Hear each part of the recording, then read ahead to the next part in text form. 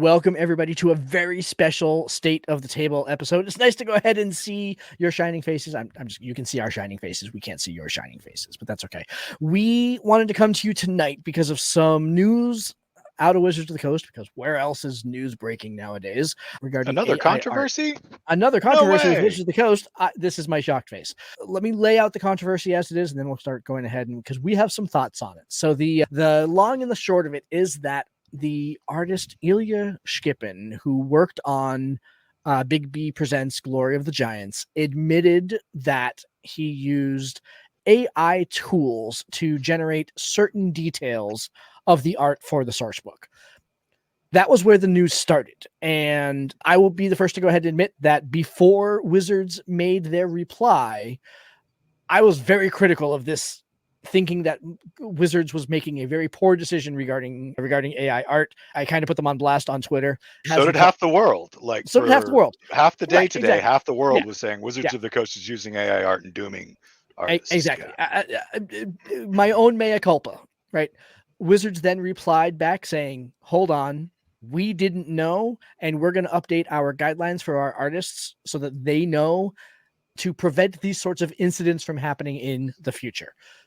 That's where we are right now. Go right ahead, Luna. I was going to jump in right there. They actually went a step further because later articles that came out in the day have even gone ahead and stated that Wizards will be revisiting how that looks in future publications of this book. So when Big B's actually hit stands right now, what it is what it is. That's a done deal. Yeah. But printing number 2, 3, and 4, they didn't say anything specific, but even it's the not 100% artist confirmed. Yeah. Yeah, but even the artist said that could look, or somebody in one of the articles that was quoting the artist, I don't know if this was a direct quote or not. I want to be very careful in how I word things today. Did go on to say that that could result in those pictures being removed or those pictures in their original pre-AI state. I also want to just mention that we actually got a look if what we saw can be trusted, and the Gizmodo article in specific comes from a good source, a strong source, one that we in the content creation community have come to trust. Because they broke the OGL story back last winter.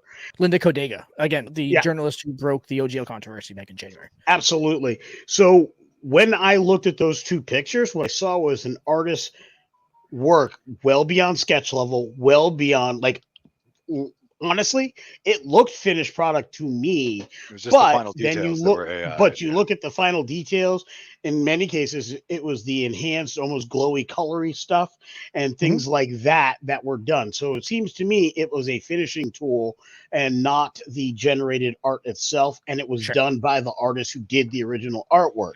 Now, based on that, that's why we're having such struggles in the content creator community. The goal is to protect artists, but you have this particular artist who's also been well known for his AI productions.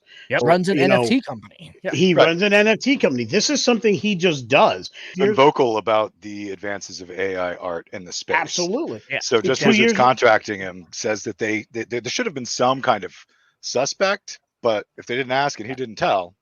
I think that's really, if there is shade to be cast in Wizards' direction, it's as simple as, this guy does this type of work. Did you at least put in the contract, we don't want that kind of work? Or did you at least say that? Was there a conversation? I don't get the impression that there was. Now, was that a hope or a hope and hopefully nobody will find out? I'm not in those rooms. I'm never going to know. Nobody should know that.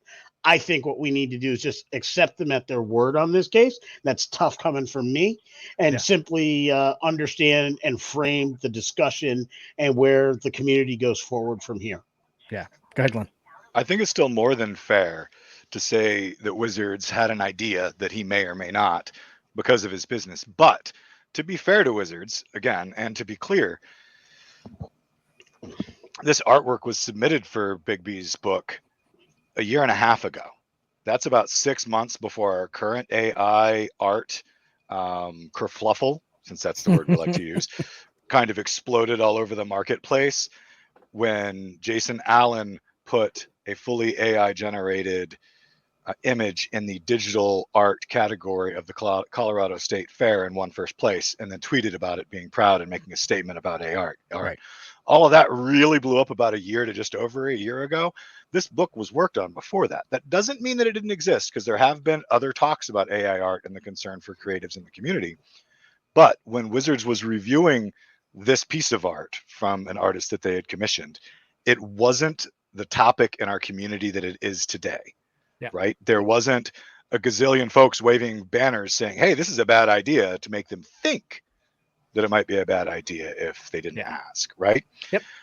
And since then, they have changed their policy on DM's Guild, which Lewanika pointed out, and they've talked about changes of the Big Bees book going forward.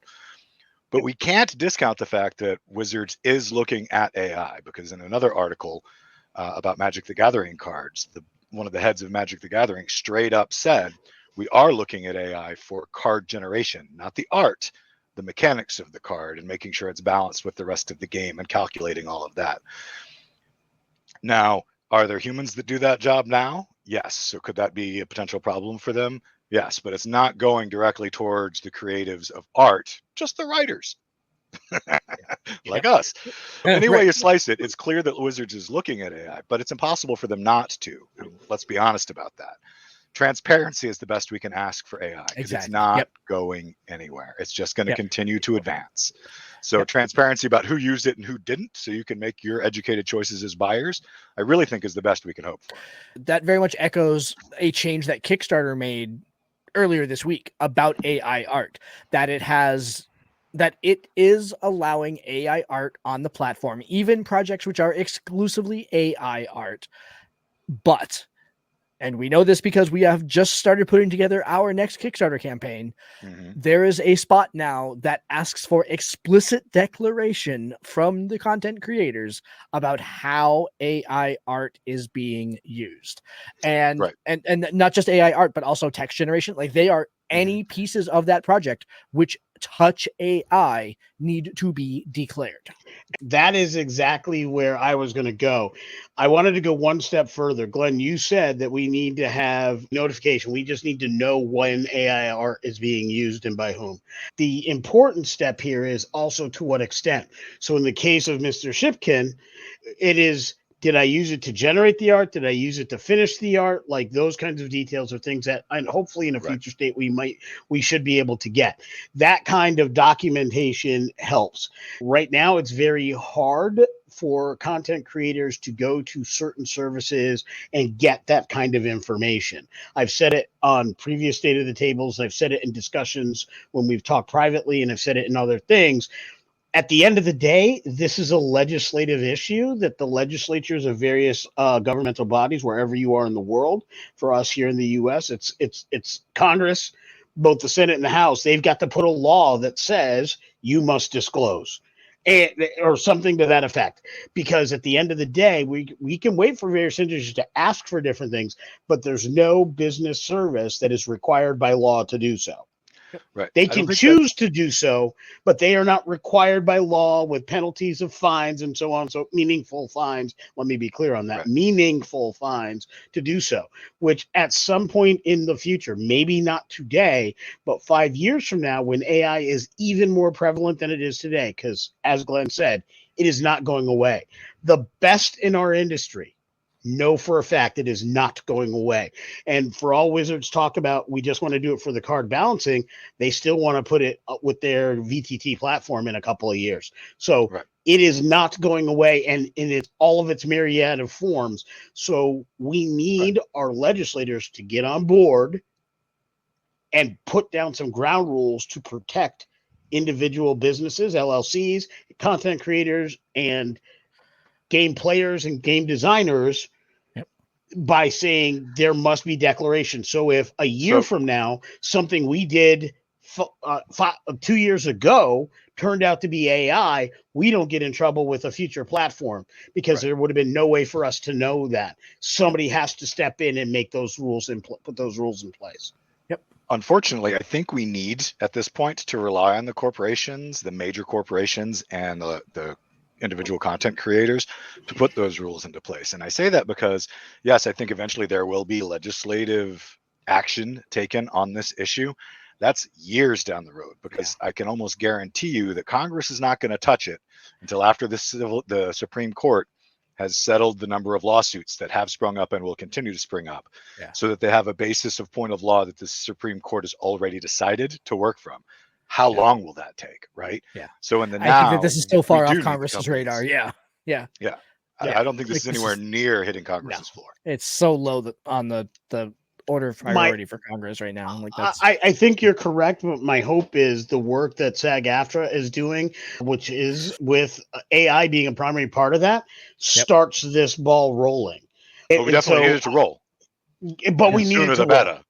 Yep. And we also need from the community people to understand that there are going to be companies and individuals out there making the best decisions possible based on information they have. Right. They may not know. They can ask, but they may not know.